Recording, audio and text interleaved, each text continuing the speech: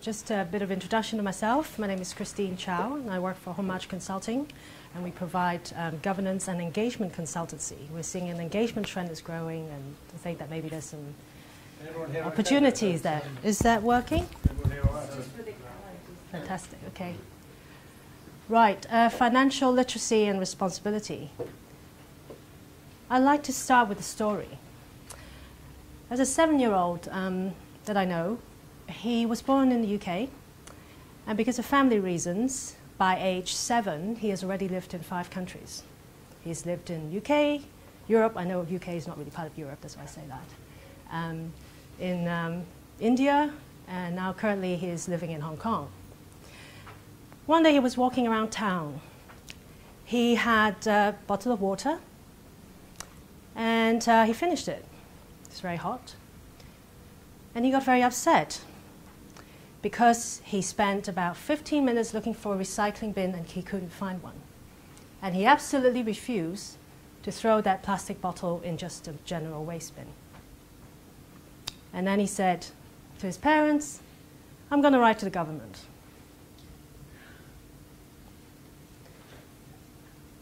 "I'm writing to request for more recycling bins in the city because there are limits to our resources." I think the most interesting thing was what he did afterwards, well, following actually. In part of the letter, he says, "Here's a list of people who agree with me."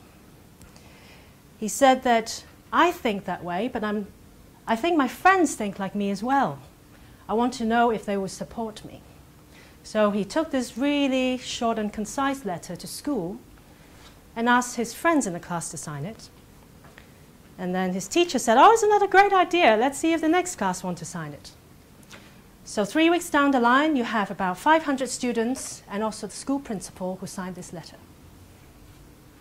It gets sent to the government, and the government came back, which you can probably expect is the kind of letter you would get from a government saying, "Thank you very much for your suggestion and your passion to preserve our environment." What dawned on me was actually the power of education.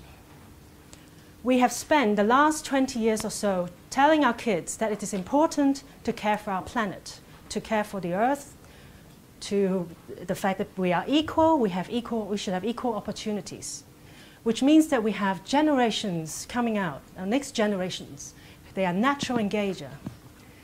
They have strong values for the environment, for human rights, and they are responsible customers and citizens. Also, they learn by participation. They don't learn by just sitting there and doing an exam or multiple choice. They learn by being part of the society and shaping how it's changing.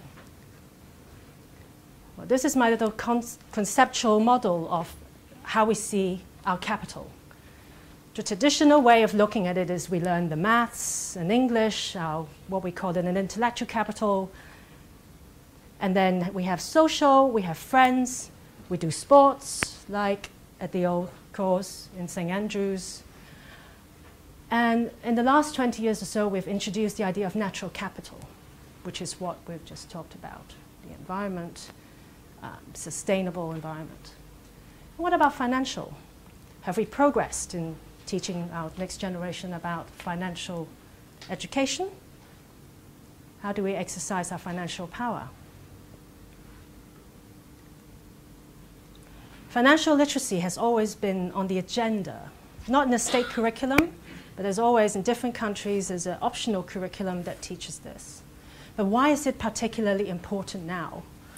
I think there are a few reasons to that, and I separated them into societal level and individual level. At the societal level, at the past 10 years or so, you can see that with extended period of low interest rates, people have accumulated debt, countries have accumulated debt. And combine that at the individual level with sophisticated marketing, you see that individual behavior changes. They become big spenders without thinking too much about it. And on the other side, we have the internet, which a lot of people have talked about. Forms of money are changing. There's virtual money that can buy you things in the virtual world. There's real money that can get you a bar of chocolate down the road. How do they interact? How do you have a clear concept of the difference? Lifestyle changes. Children spending so much time on the iPhone, playing games, or iPads. And what are these devices bringing to the lifestyle and the way they develop? Well, these are just some of the studies that have been done. Well, Alan Greenspan famously said that young adults have access to credit at a much earlier age than their parents did, and is that true? Well, we can see some of the studies that have come out recently. In the US, at least 91% of students do not pay credit card in full, which is fine. The bigger problem is that they don't actually know what kind of interest they're paying for. So that is really worrying, because compared to a study that was done in 2003, which is similar, the number of people have increased threefold. So more and more people are getting into debt without knowing how much they're paying for their interest. And these are just some of the examples of virtual money. Mathletics is a program that is used worldwide. In the UK at least, I think there are 400,000 students using it in 2,000 schools. What the students have to do is do a set of questions in maths where they accumulate points and they can buy things online in their account, which to encourage them to do more exercises. And they can buy clothes, they can customize their posters. So for them, this is a form of money, isn't it? If we think about the function of money when we learn in basic economics, what is it? It's a unit of account, a medium of exchange, and a store of value. It does that function.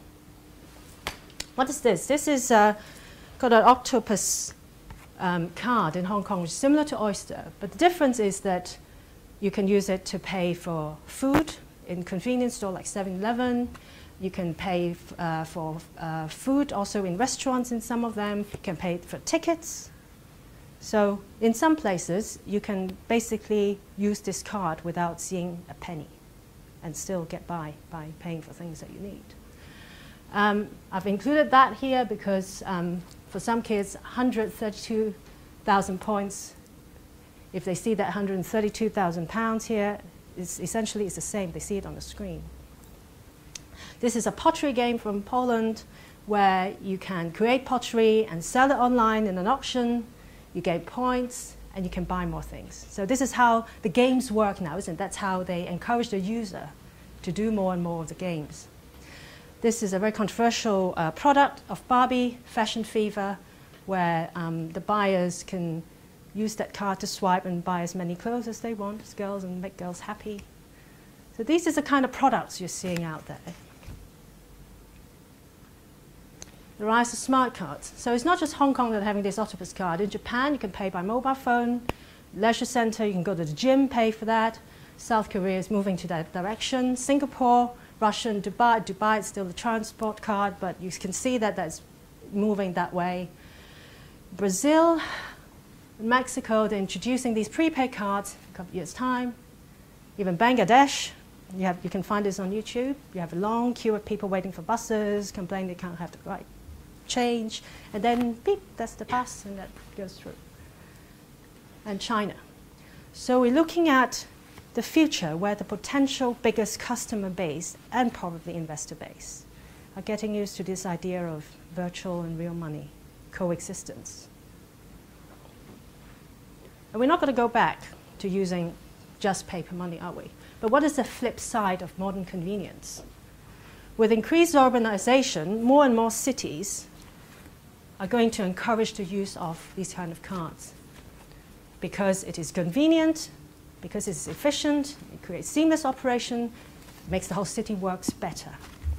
So if you're a 3-year-old walking around using prepaid cards as a young child, as a teenager, your parents don't know what to get for you because everything that parents say is wrong, so you get them gift cards, make them feel good.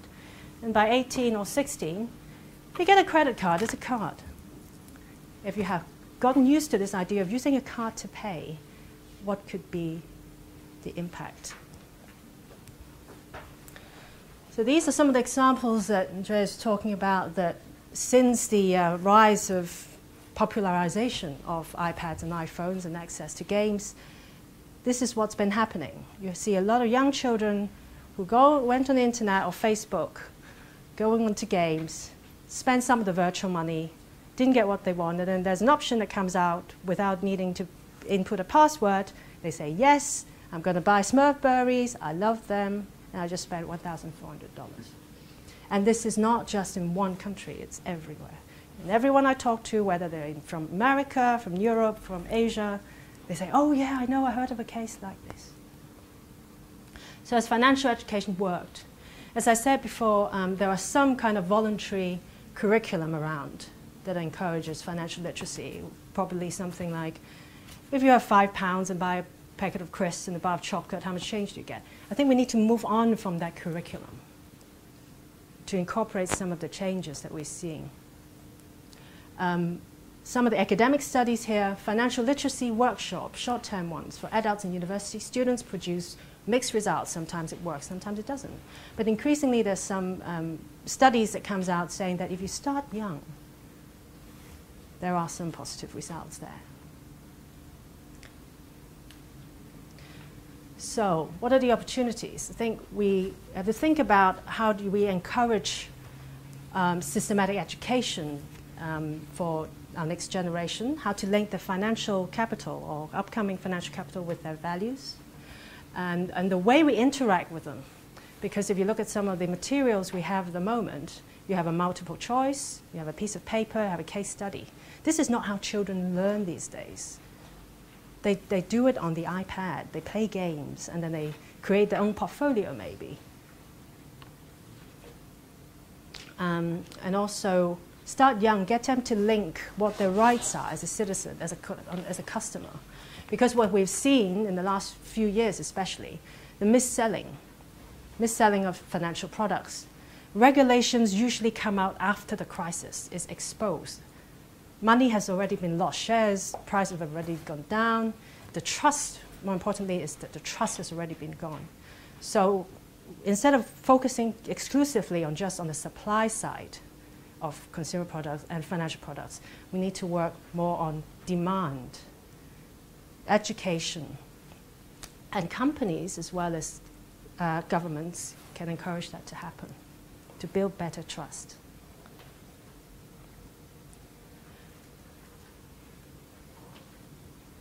So to conclude that, I think that to nurture the next generations of responsible investor, we need to encourage them and provide them with the right thinking and tool that reflects their values and expectations that we've been teaching them for the last 20 years. And we need to take an integrated approach so that we can have a balanced capital wheel for them to excel into the future. Thank you.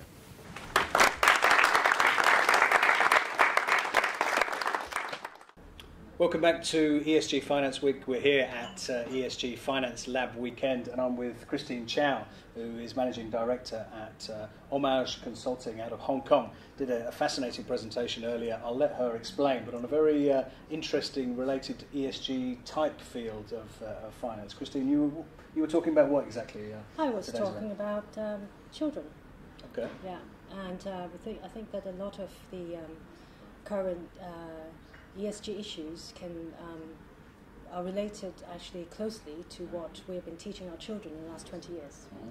Because I know that around the world now, in the school curriculum, we're teaching them the importance of care for the planet, equal opportunities, human rights, and yet we haven't really progressed on the financial education side. So it is really important to encourage them to understand that they have the potential of having the financial capital to have them reflect when they invest, to reflect their values and their expectations. Do you see this kind of research coming more into the finance world pure as well? Sort of crossover between the education? No, underexplored area. So this is kind of quite new. This is quite a new area of research, and are you finding a lot of interest out there from companies and regulators, politicians, that kind of? I think there's some movement. Most of the interest is from government. Some banks are doing it, but of course people are becoming skeptical about how it's being conducted. And I think parents are the most interested because they see the first-hand the change. When I talk to them about this issue, that everyone has a view.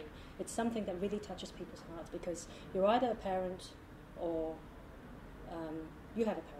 So it's just something that is closely related to family values as well. And what do you think about being in an event like this and talking to people in the finance area and different related disciplines? I am so surprised there's so much interest on this topic, and I think it reflects that in the responsible investment area, it go deeper than just looking at investment portfolios. There's also a lot of goodwill in hoping to improve the current system of education, or finding out where are the gaps and how can we encourage all-round better education and better responsible investment in the future. Great. Christine, thank you. Thank you.